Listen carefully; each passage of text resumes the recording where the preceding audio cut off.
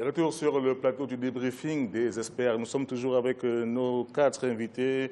M. Ménéas Descassans de Notre Voix, Victor Lobat, qui est professeur et fondateur d'école, Alain Boabré, journaliste au quotidien Tribune Ivoirienne, et le docteur Marie-Paul Kodjo, porte-parole de la plateforme des organisations de la société civile et bien sûr l'éditorialiste, Alafé Ouakili, directeur général du quotidien L'Intelligent d'Abidjan. Et nous allons parler dans un instant d'une candidature indépendante, celle de M. Konan Banny Charles, l'ancien gouverneur de la Banque centrale des États de l'Afrique de l'Ouest, ancien Premier ministre entre 2005 et 2007, qui a été nommé en 2011 à la commission Dialogue, Vérité et Réconciliation par le président Ouattara, dont il a été d'ailleurs l'un des directeurs de campagne lors du scrutin de 2010, dans le cadre du rassemblement des oufouettistes. On regarde ce portrait signé Serge Kofi. À 73 ans, Charles Konan Banny fait partie des vétérans de la politique ivoirienne. L'ancien Premier ministre entre 2005 et 2007 a rejeté les consignes de son parti, le PDCI, Parti démocratique de Côte d'Ivoire, pour être candidat à l'élection présidentielle. Charles Konan Banny a dirigé pendant près de 3 ans la commission Dialogue, Vérité et Réconciliation. La réconciliation nationale est l'un des axes de son projet de société. Les élections dernières se sont jouées à combien? 52, 48, 53, 47 ou 51? Je n'en sais rien. Pour moi, ça veut dire moitié-moitié. Quand vous ramenez ce pourcentage électoral à la population, ça veut dire que la Côte d'Ivoire est divisée en deux. Ce que les Ivoiriens souhaitent le plus, c'est un candidat qui les rassure, qui les réconcilie. C'est ça. Ce que les Ivoiriens souhaitent le plus, c'est un candidat qui fait en sorte qu'ils retrouvent leur repère. Leur repère. Ce que les Ivoiriens ne veulent plus, c'est les candidats qui clivent, qui divisent et qui sont violents.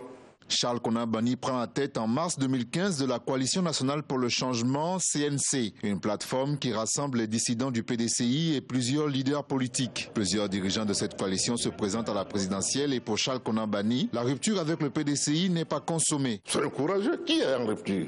En rupture avec quoi? Je ne suis pas en rupture avec les résolutions du Congrès. Je ne suis pas en rupture avec les règles fondamentales de la démocratie. Je suis contre le fait que le PDCI soit à la disposition du RDR parce que le RDR a son président est président de la République. Charles Konan Banny a fustigé les conditions dans lesquelles le scrutin du 25 octobre vont se tenir en Côte d'Ivoire, mais a décidé d'y participer. Mais pourquoi voulez-vous qu'on arrête? Mais c'est important la Côte d'Ivoire. C'est important l'offre politique que j'offre aux Ivoiriens. Je souhaite que la plupart de mes camarades me suivent. Je souhaite que le gouvernement qui tient les rênes pour le moment soit attentif à ce que nous demandons, qu'il n'y a rien d'extraordinaire, que les conditions soient équitables pour tous. Mais je sais que le gouvernement ne le fera pas, mais il sera sanctionné par le peuple de Côte d'Ivoire. Économiste chevronné, Charles Konan Banny a été gouverneur de la Banque centrale des États de l'Afrique de l'Ouest de 1996 à 2005. Issu d'une grande famille de Yamoussoukro, cet homme que l'on dit pointilleux, direct et rigoureux, sait qu'à 73 ans, il n'aura pas une autre occasion de se présenter à l'élection présidentielle et ne ménage aucun effort pour remporter le scrutin au soir du 25 octobre 2015. Alain Boabré, Charles Konan Banny affirme que lui, il est en conformité avec les recommandations du congrès du PDCI qui demandait qu'il y ait un candidat lors de cette présidentielle de 2015. Oui, c'était au 12e congrès qui s'est tenu au Palais des Sports. Effectivement, dans l'une des résolutions de ce parti, il avait été dit que le PDCI se choisirait un candidat issu de ses rangs, mais qui serait un militant actif. Donc, sur cette base, Konan Banny estime qu'il n'est pas en déphasage avec les résolutions qui ont été prises au 12e congrès de ce parti-là. Est-ce que vous ne pensez pas, M. Descassans, que ce faisant, M. Banny se met en marge du parti, du PDCI, par la candidature? Non, pas du tout. Parce que Banny n'est pas seul à penser comme il pense. Il y a beaucoup de militants du PDCI qui estiment que le PDCI ne doit pas s'effacer ou être à la remorque du RDR. Il y a beaucoup de militants qui estiment qu'il faut rester fidèle, ou j'allais dire, oui, fidèle aux résolutions de ce congrès-là, qui a voulu qu'un cadre du PDCI, un militant du PDCI, porte, n'est-ce pas, le drapeau du PDCI aux élections présidentielles. Donc Banny n'est pas seul. je suis sûr qu'il est avec beaucoup d'autres militants. Monsieur Lobat. Oui, bien avant Bani, il y a eu Kakabe qui a soulevé ce problème-là. Kwadjo Konan Bertin. Bertin. Mais je crois que le PDC a corrigé. Le PDC a organisé un nouveau congrès pour dire que, pour prendre une nouvelle résolution selon laquelle le candidat du PDCI était le président de la République. Monsieur Ouattara. Monsieur Ouattara. Ça a été corrigé. Avant. Quand Kakabe est sorti sur la scène politique, c'était son cheval de bataille. Tout le monde est au courant. Kakabe disait que le PDCI n'a pas le droit de se mettre derrière le RDR. Et qu'au 12e congrès, une résolution avait demandé à ce que le PDCI ait son candidat au présidentiel. Le PDCI a pris à bonne note et le PDCI a organisé un nouveau congrès pour sortir une résolution selon laquelle leur candidat est monsieur le président de la République. Selon vous, cette question a été réglée? Non, ça a été réglé. Ça a été réglé. À la fin? Oui, cette question a été réglée. Et puis, bon, ce qu'il faut noter, c'est qu'on peut estimer que celui qui peut le plus doit pouvoir le moins. C'est-à-dire quand on a l'ambition d'être président de la République, avoir des millions d'électeurs, je pense que cette majorité doit commencer dans un parti politique, quels que soient les verrouillages, quelles que soient les difficultés. Et moi, je pense que la bataille devait être menée et gagnée lors du congrès qui a élu le président Bédié, en changeant les tests du PDCI. Et il a fait une concession. La majorité voulait à l'époque un candidat PDCI contre le président Ouattara. Mais cette majorité à laquelle le président Bédié a été obligé de céder, elle aurait pu être mobilisée déjà par Kakabe Bani pour passer à autre chose et puis refuser la présence du président Bédié à la tête du parti parce qu'il était clair que malgré cette résolution-là, au Congrès, le PDCI n'aurait jamais eu un candidat face au président Ouattara. C'était clair. On ne peut pas être dupe, avoir laissé passer ça. Et puis, ensuite, il y a eu le Congrès extraordinaire. Ils auraient pu bloquer, ils ne l'ont pas pu. Je refuse de penser qu'il y a un peuple PDCI qui est en déphasage avec le Congrès du PDCI, tous ces cadres-là qui seraient prêts à adouber le candidat Bani parce que tout ce monde-là qui organise le congrès, qui tient le parti, seraient des vendus contre qui le peuple est. Mais le 25 octobre, on verra si l'analyse est fausse. Madame Kodjo, vous pensez que M. Bani peut rallier de nombreux militants du PDCI? Pourquoi pas? Pourquoi pas? Je ne peux pas de facto comme ça dire oui ou non, mais je me dis pourquoi pas. S'il s'est lancé dans cette aventure, je suppose qu'il est sûr de lui. Voilà. Oui, M. Lamotte. Bani représente un candidat très sérieux. Il sort du vieux Baoulé, ne l'oublions pas, qui a un électorat assez consistant en Côte d'Ivoire. On ne peut pas prétendre gagner des élections en Côte d'Ivoire sans ce vieux Baoulé. Alors que Bani vient de ce vieux Baoulé. Donc faisons très, très attention. Vous voulez dire que M. Bani peut rallier de nombreux militants? Mais il faut qu'il mouille beaucoup plus le maillot. Pour l'instant, vous n'avez pas l'impression qu'il mouille? Il faut qu'il mouille le maillot. Les Ivoiriens veulent voir le candidat Bani mouiller le maillot, comme on le dit chez nous. À une semaine du scrutin, c'est encore possible, selon vous? C'est possible, ça dépend de ses moyens et de sa stratégie de campagne. Tout dépend de lui. Sinon, s'il mouille le maillot, en tout cas, il y a match. Il y a match selon vous. Monsieur Dekassan, le candidat Bani, dans son programme qu'il a présenté il y a quelques jours, et le nom de ce programme, c'est pour un nouveau pacte de confiance dans une Côte d'Ivoire rassemblée. Sur le plan économique, il promet que les PME et les PMI bénéficieront d'une exonération pendant 5 ans après leur création. Autre mesure phare, sur une période de 3 ans, le rapatriement de tous les capitaux appartenant à des Ivoiriens en échange d'une amnistie fiscale. Qu'est-ce que vous pensez de ces deux? Bon, je crois que c'est des idées, c'est des bonnes idées, hein, a priori. Quelles sont leurs réalités, leur impact, n'est-ce pas, sur l'économie du pays? Il faut peut-être que le candidat Bani aille peut-être en profondeur. Mais je dis qu'a priori, permettre le retour des capitaux, c'est une bonne chose qu'il faut approuver. Il a parlé aussi donc de rassemblement. Hein? Non, évidemment. On n'a pas dit de faire venir de l'argent de la drogue ou bien d'autres activités illicites. Non, je crois que c'est de l'argent, je parle de l'argent qui est propre, comme on le dit. Voilà, ce ne sont pas des capitaux douteux. Je crois que c'est une façon de dire qu'il faut que les Ivoiriens qui ont des capitaux à l'extérieur viennent investir en Côte d'Ivoire. Je crois que c'est comme ça que moi je comprends cette démarche visant à faire venir les capitaux. Monsieur Boisbré, sur le plan économique. Oui, on sait très bien que le rapatriement des capitaux est une véritable plaie pour nos économies africaines. Et je pense que cette idée du Premier ministre Charles Kouna Bani est cette idée innovatrice, parce que cela va non seulement permettre à ceux qui ont l'habitude d'investir ailleurs, de venir librement en Côte d'Ivoire et d'avoir un climat économique assez souple, justement pour réinvestir ici en Côte d'Ivoire. Je pense que c'est important parce que aujourd'hui, compte tenu, c'est vrai, de l'instabilité qu'il y a dans nos pays africains, on préfère investir ailleurs, on préfère avoir des biens ailleurs que d'investir dans son pays. Alors, je pense que l'idée est novatrice et c'est encouragé.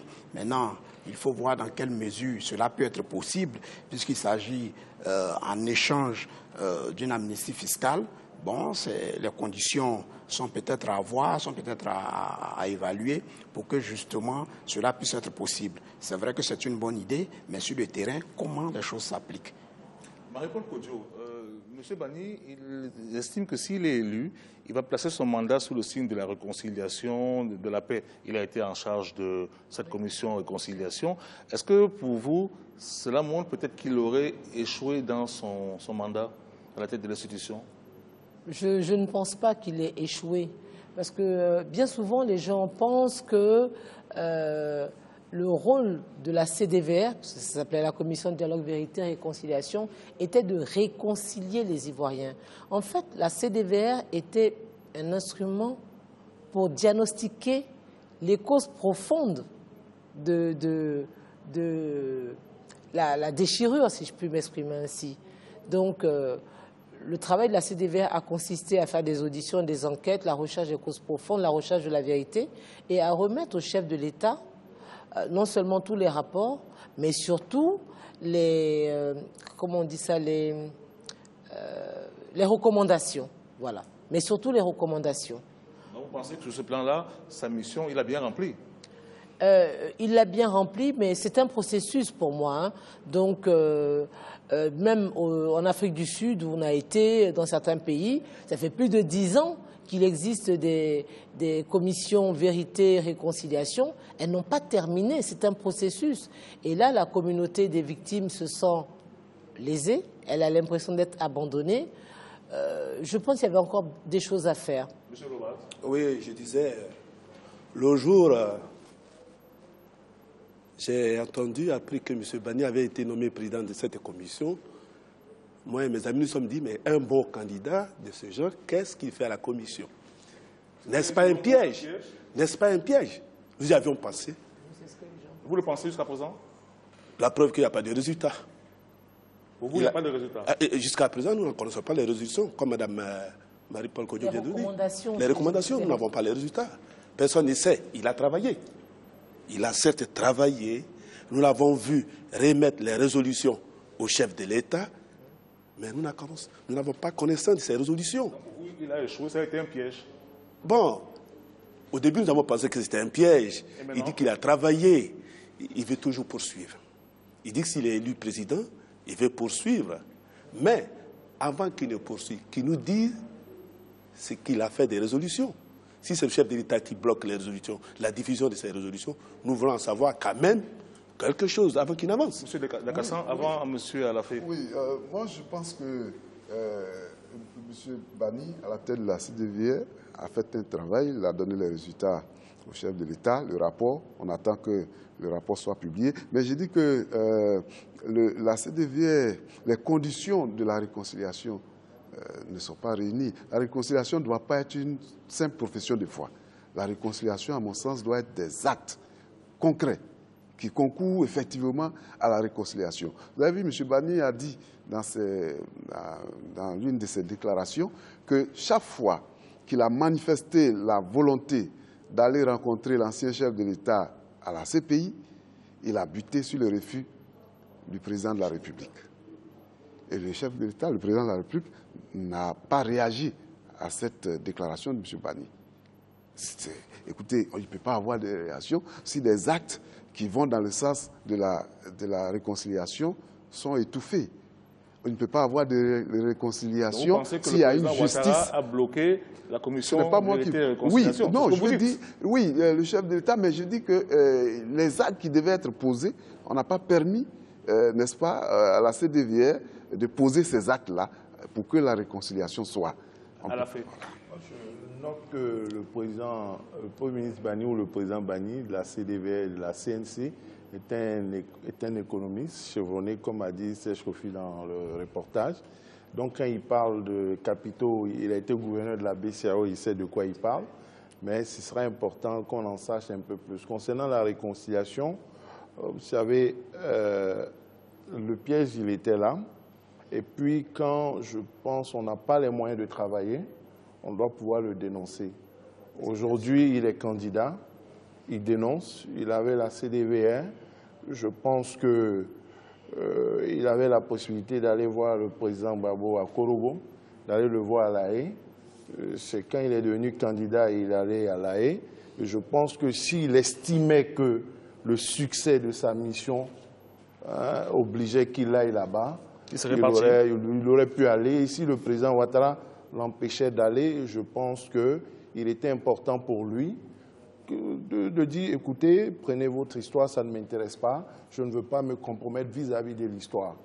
On a tous vu ici, quand le président Gbagbo a été envoyé à La Haye, il a hésité, il a failli peut-être démissionner, il ne l'a pas fait, il a produit une déclaration, mais quand la reconstruction est menée de cette façon, à quoi elle peut aboutir? À un rapport, et puis on est dans la confusion aujourd'hui, on ne sait pas qui est responsable. Alors on a 30 secondes, monsieur le rapatriement des fonds, et puis l'amnistie fiscale. Ce sont de très bonnes choses. Mais qu'est-ce que l'argent peut faire sans un minimum de sécurité dans un pays? Sans un minimum de justice et un minimum d'infrastructure. Un investisseur, nous sommes ici sur ce plateau, on nous remet des fonds et on nous dit d'aller investir au Burundi. Et la première des choses, quel est l'indice de sécurité pour aller investir au Burundi? Donc, il y a des facteurs qui sont importants à régler avant le rapatriement des fonds. La sécurité. Ouais, ça sera le thème d'un des débats qui va avoir lieu durant cette semaine sur la campagne. Sur la réconciliation. Oui, en fait, on est arrivé au terme de cette partie. Je m'excuse. Hein. On va prendre une petite pause avant de revenir pour la dernière partie.